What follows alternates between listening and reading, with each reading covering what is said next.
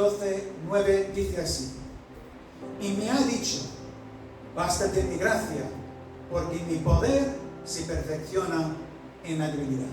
Amén. Amén. Podemos tomar asiento, hermanos. Bástate mi gracia.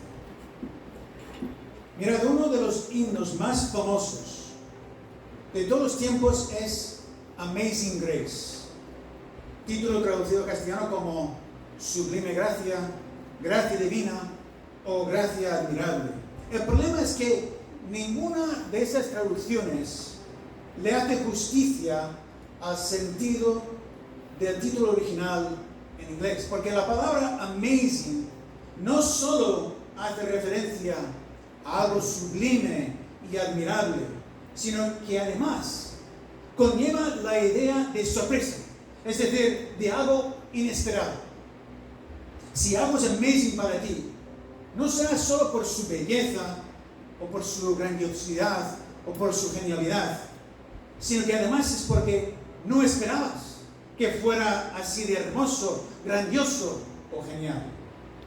Y eso es exactamente lo que ocurre con la gracia de Dios.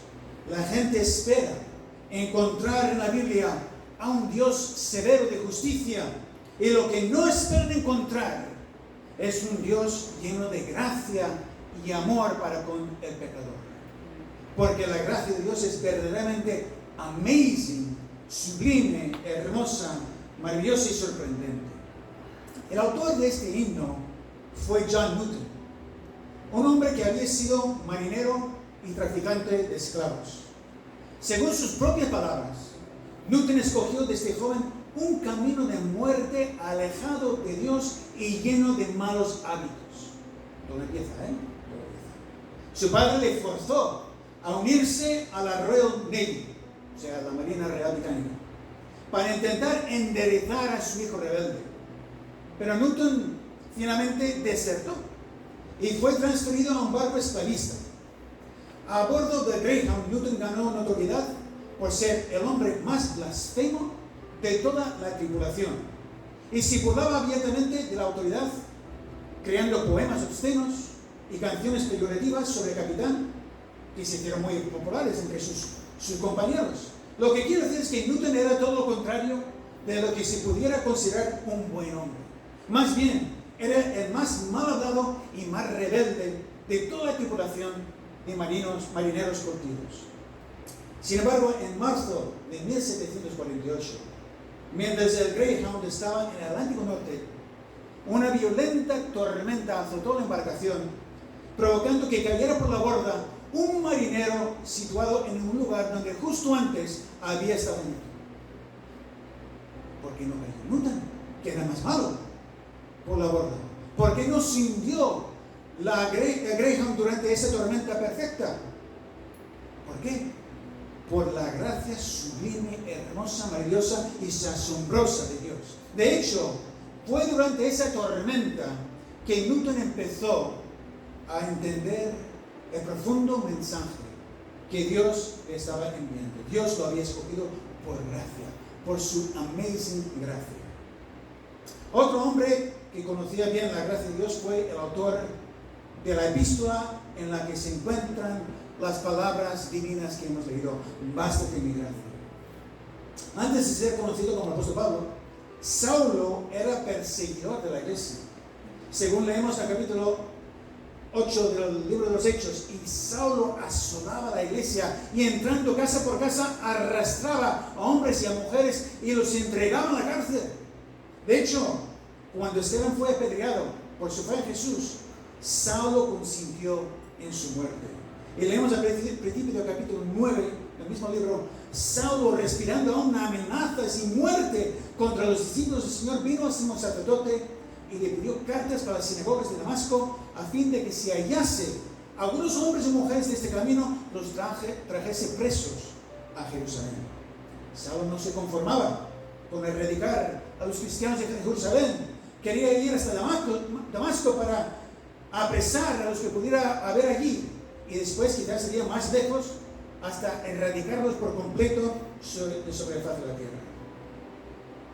Pero ¿qué pasó en el camino a Damasco? Ya lo sabéis. la gracia de Dios le sorprendió. Y Jesús mismo se le apareció en el camino rodeado de un resplandor de luz que le dejó ciego durante 3 días. Porque a pesar de todo el mal que Saulo estaba haciendo, Dios lo había escogido por su gracia asombrosa. Ahora bien, hoy quiero considerar otro aspecto de esa gracia de Dios. Aparte de que sea asombrosa, sublime, etc. El aspecto que se refleja en las palabras que hemos leído. Bástate mi gracia. Bástate mi gracia. Porque los seres humanos tenemos un corazón insaciable. Nunca tenemos suficiente, ¿verdad? Nunca tenemos suficiente dinero. Las mujeres nunca tienen suficientes zapatos. Los hombres nunca tienen suficiente sexo. Siempre queremos más y más y más y más. Pero Dios dice, bástate mi gracia. Bástate mi gracia. Es decir, quizás te sorprenda, porque la gracia de Dios es amazing, pero esa gracia de Dios es todo suficiente para el ser humano. Es todo suficiente. Es decir, quizás no necesites más dinero. Quizás no necesites más zapatos. Quizás no necesites más sexo. Quizás lo que necesitas es conocer más profundamente la gracia de Dios. Así que vamos a analizar la gracia de Dios en 3 áreas. En primer lugar, hablemos de la salud. Salud física para empezar. Porque la salud es un regalo del cielo. Un regalo inmerecido que casi todos hemos recibido al nacer. ¿Acaso hiciste algo bueno? Para nacer con 2 brazos, con 2 piernas, un corazón, 2 pulmones, 2 riñones, 2 ojos, una nariz y una boca. Desde luego que no. Todos esos componentes del cuerpo son regalos. Regalos por la gracia de Dios, quien te dio vida por el puro afecto de su voluntad. Porque la vida procede de Dios, quien es el autor de la vida. Sin embargo, cuando alguien nacía con algún problema de salud, en los tiempos de Jesús se pensaba que era por algún pecado en particular. Por ejemplo, leemos en el Evangelio de Juan. Al pasar Jesús vio a un hombre ciego de nacimiento y le preguntaron a sus discípulos diciendo, Rabí, ¿quién pecó, este o sus padres, para que haya nacido ciego? Vamos a ver. Si los bebés que nacen sanos no han hecho nada bueno para gozar de buena salud, ¿por qué pensar que los bebés que nacen con alguna deficiencia han hecho algo malo? O bien ellos o sus padres. Pero esa era la pregunta que le plantearon. Realmente no hay ninguna causa directa de bondad para que un bebé nazca sano. Y generalmente no hay ninguna causa directa de maldad para que un bebé nazca con alguna deficiencia. Y digo generalmente para excluir los casos de drogadicción, alcoholismo y cualquier otro causante externo de responsabilidad materna durante el embarazo. Es decir, la salud es un regalo que recibimos de Dios por gracia al nacer. Y si queremos buscar un culpable de la falta de salud en algunos casos, hemos de recordar que formamos parte de una humanidad caída. Como dice el apóstol Pablo a Romanos, por tanto, como el pecado entró en el mundo por un hombre, y por el pecado la muerte, así la muerte pasó a todos los hombres por cuanto todos pecaron. La muerte es la consecuencia final de la enfermedad, por lo que tanto la muerte como la enfermedad existen por causa del pecado de Adán y Eva. Así que volviendo al ciego nacimiento, que mencioné en el capítulo 9 de Juan, seguimos leyendo, respondió Jesús, no es que pecó ni sus padres, sino que para que las obras de Dios se manifiesten en él. Ahí está, Jesús excluye claramente cualquier responsabilidad personal del propio ciego o de sus padres por la ceguera de nacimiento. Y en lugar de responsabilidad, Jesús habla de un propósito divino, un propósito que hace reducir una vez más la gracia de Dios. Seguidamente leemos que Jesús escupió en tierra, hizo lodo con la saliva y untó con el lodo los ojos del ciego y le dijo, ve a lavarte en el estanque de Siloé. Fue entonces y se lavó. Él regresó viendo. Aleluya. Regresó viendo. Wow, ¿te imaginas la escena? Jesús hizo algo realmente amazing. Escupir en tierra, hacer lodo con la saliva y untar los ojos del ciego con ese lodo. Pero así es la gracia asombrosa de Dios, que nos deja boquiabiertos cuando se manifiesta. Porque fíjate, ¿acaso hizo este hombre algo para merecer esa sanidad? ¿Hizo algo bueno? ¿Hizo algo para merecerlo? Nada en absoluto. Lo único que hizo es ser obediente a las instrucciones que Jesús le dio. Pero eso fue después de que Jesús le untara los ojos con el lodo sanador. Antes el ciego de nacimiento no hizo nada para merecer la sanidad. Porque la salud es un regalo que nos es dado por gracia, no por ningún mérito nuestro. Naciste con buena visión, por la gracia de Dios. Naciste con buen oído, por la gracia de Dios. Naciste con buen olfato, por la gracia de Dios. Naciste con buena salud en general, sepas que es por la gracia de Dios. Todo lo que tenemos es por la gracia de Dios. Tantas cosas que nos parecen normales y que tomamos por sentado son un regalo inmerecido que hemos recibido por la maravillosa gracia de Dios. Curiosamente, cuando nos falla la salud en alguna área, entonces es cuando la apreciamos. Quizás ese es uno de los motivos por los que Dios permite a veces que a la salud nos falle, para que reconozcamos que si no fuera por su gracia, hace ya tiempo que nuestro corazón habría dejado de latir. Ahora bien, no solo la salud física es por la gracia de Dios, sino también la salud emocional. De hecho, cuanto más llegamos a comprender la gracia de Dios, mejor es nuestra salud emocional. Lógicamente, el amor de Dios y su gracia están íntimamente relacionados. No se puede separar un concepto del otro. No se puede separar la gracia del amor de Dios. Van juntos siempre. Cuando hablamos del amor de Dios nos referimos a esa entrega desinteresada de todo el bien que recibimos en su mano. Porque de tal manera amó Dios al mundo que ha dado a su Hijo unigénito. Ahí está el amor. Y cuando hablamos de la gracia de Dios, estamos poniendo el acento en el hecho de que esa entrega, ese amor, es totalmente inmerecido. Como dice el apóstol Pablo a los Corintios, pero por la gracia de Dios soy lo que soy y su gracia no ha sido en vano para conmigo. Podría haber dicho, por el amor de Dios soy lo que soy, pero usa el término gracia para resaltar el hecho de que su apostolado es por su amor totalmente inmerecido.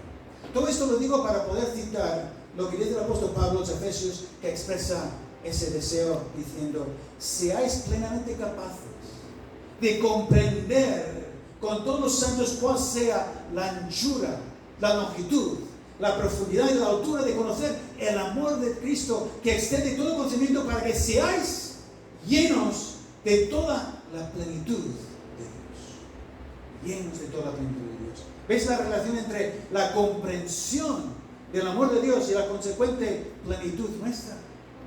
Y esa comprensión de su amor incluye la comprensión de su gracia. Y esa plenitud incluye la llenura del Espíritu Santo, que se manifiesta en amor, gozo, paz, paciencia, benignidad, bondad, fe, mansedumbre, templanza. Ahí está la salud emocional que viene de una comprensión profunda del amor y de la gracia de Dios. Así pues, por la gracia de Dios, tenemos promesas maravillosas de salud física. Dice el apóstol, el hermano del Señor, Jacobo: ¿está alguno enfermo entre vosotros? Llame a los ancianos de la iglesia y oren por él, ungiéndole con aceite en el nombre del Señor, y la oración de fe salvará al enfermo, y el Señor lo levantará, y si hubiere cometido pecados, le serán perdonados. Promesas de salud. Y por la gracia de Dios tenemos promesas de salud emocional. La paz os dejo, mi paz os doy. Yo no os la doy como el mundo la da. No se turbe vuestro corazón ni tenga miedo. Así pues, disfrutemos de estas bendiciones maravillosas, pero con plena conciencia de que todo lo que recibimos de Dios es por su infinito amor y gracia.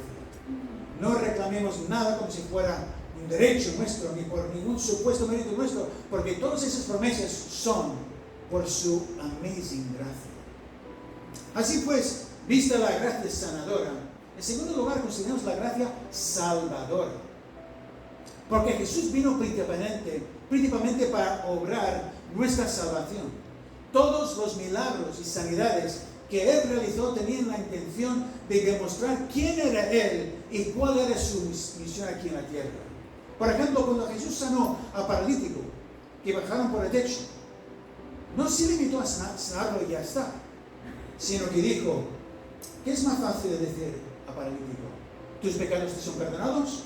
O decirle, levántate, toma tu leche y anda. Pues para que sepáis que el Hijo del Hombre tiene potestad en la tierra para perdonar pecados, a ti te digo, levántate, toma tu lecho y vete a tu casa. Jesús sanó a paralítico como sanaba a todos los enfermos, pero su enfoque iba mucho más allá de la sanidad física. Jesús estaba interesado en ofrecer el perdón de pecados y la vida eterna. Y en esa salvación gloriosa podemos entrever la gracia más sublime, más hermosa y asombrosa de Dios, esa amazing gracia. Con el apóstol Pablo escribió a los Efesios, porque por gracia sois salvos, por medio de la fe, y esto no de vosotros, pues es don de Dios. Esto es lo que diferencia el cristianismo de cualquier otra religión. Somos salvos por gracia, no por obras. Cualquier otro sistema religioso enseña que el hombre tiene que merecer el cielo de alguna manera mediante mucho esfuerzo, obras de caridad, retos, meditación, etc. Pero el cristianismo enseña la total imposibilidad de que el hombre gane su entrada al cielo, porque incluso nuestras mejores obras son como trapo de inmundicia delante de Dios, como diría el profeta Isaías. Jesús dijo, yo soy el camino y la verdad y la vida. Nadie viene al Padre sino por mí.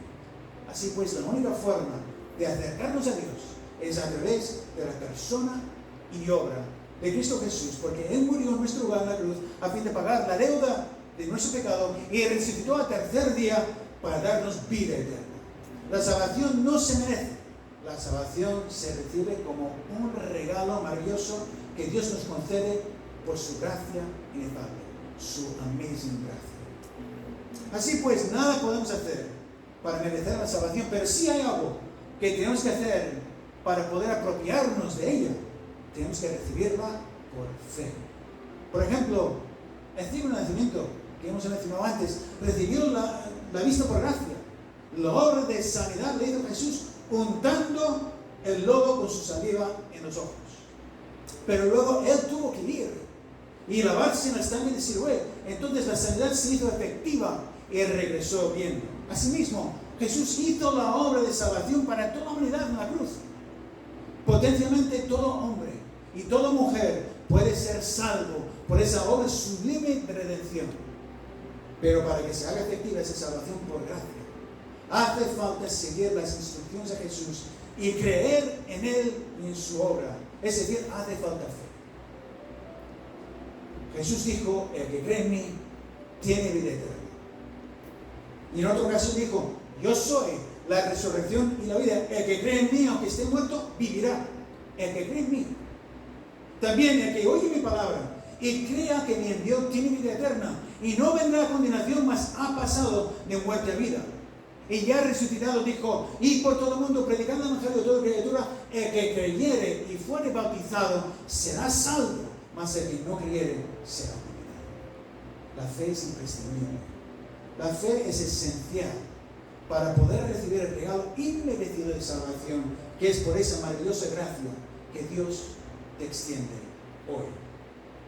Si hay alguien aquí esta mañana que todavía no ha tomado esa decisión de creer en Jesús, en su obra salvadora en la cruz, que no se vaya de aquí sin apropiarse de la salvación, poniendo su fe en la persona y obra de Cristo Jesús. De aquí a 2 semanas vamos a celebrar bautismos, por lo que también puede ser bautizado como testimonio público de tu fe en Jesús. Claro que sí. Asimismo, si ya has creído en Jesús como tu Señor y Salvador y no te has bautizado todavía, aquí estás esperando, porque el bautismo es el siguiente paso en el camino de la fe, así como una vida de obediencia a la voluntad de Dios. Esas son las consecuencias naturales de la fe, porque Dios no nos ha dado por gracia un regalo tan valioso como la salvación para que luego nosotros lo manchemos de nuevo con una conducta inmoral. Por gracia somos salvos y por gracia somos nuevas criaturas a partir del momento en que tomamos esa decisión. Nuevos hombres y mujeres transformados a imagen y semejanza de nuestro hermano mayor, Cristo Jesús, Señor y Salvador nuestro. Y esa transformación externa es la evidencia visible de que esa fe invisible en persona y obra de Cristo es genuina. Porque por gracia somos salvos. Y por su gracia ya somos libres del pecado. El pecado ya no se enseñorea sobre nosotros, sino que somos libres para vivir conforme a la perfecta voluntad de Dios. Así pues, vista la gracia sanadora y la gracia salvadora, en tercer lugar, consideramos lo que yo he llamado su gracia soberana. Porque debemos recordar el contexto de las palabras divinas que hemos leído al principio. En los versículos anteriores el apóstol Pablo dice: y para que la grandeza de las revelaciones no me exaltase desmedidamente, me fue dado un aguijón en mi carne, un mensajero de Satanás que me abofetee, para que no me enaltezca sobremanera, respecto a lo cual 3 veces he rogado al Señor que lo quite de mí, y me ha dicho: bástate mi gracia, porque mi poder se perfecciona en la debilidad. Ese aguijón en la carne de que habla Pablo era evidentemente algún tipo de enfermedad o problema de salud. Algunos creen que era un problema ocular crónico, otros epilepsia, otros una discapacidad de habla, pero no lo podemos saber con certeza. Lo cierto es que ese problema de salud era algo doloroso, algo molesto, algo que Pablo hubiera querido no tener que soportar. Y además era algo que venía directamente del diablo, un mensajero de Satanás que le abofeteaba. ¿Cómo puede ser que Dios permitiera a Satanás que afligiera al apóstol de esta manera? Bueno, lo mismo hizo Dios con Job, ¿verdad? Permitió que Satanás afligiera a Job de muchas maneras, haciendo morir a sus hijos, arruinando su hacienda y dándole una molesta enfermedad de sarna. ¿Por qué Dios permitió todo esto en la vida de Job? Pues porque Dios es soberano. Dios es soberano y Él no tiene que dar explicaciones a nadie de por qué hace una cosa y por qué hace o no hace otra. A veces podemos entender por qué Dios permite ciertas circunstancias en nuestra vida y otras veces no. Otras veces no lo podemos entender. En el caso del apóstol Pablo sí hay una explicación. Él mismo dice que Dios permitió ese aguijón diabólico en la carne para que Él no se enalteciera. Porque Dios había usado a Pablo para que muchos gentiles entraran en el reino de Dios, y Dios obró muchas sanidades milagrosas por las manos de Pablo, y gran parte del Nuevo Testamento que tenemos hoy en día fue escrito por Pablo. Así que habría sido muy fácil que todo eso le subiera un poco a la cabeza de Pablo y que él cayera en la tentación de creerse más que los demás. De manera que Dios permitió ese aguijón en la carne para recordarle que él era un mero hombre mortal como todos los demás a los que él ministraba. Pero ese fue el propósito de Dios para con Pablo. Para con Pablo, el propósito de Dios para con Job no fue el mismo. Y el propósito de Dios para contigo y conmigo puede ser también distinto. Si Dios permite algún aguijón en tu vida, puedes estar seguro de que Dios sabe por qué. Dios sabe por qué. Quizás tú no lo sepas, pero lo importante es que confíes en la gracia soberana de Dios.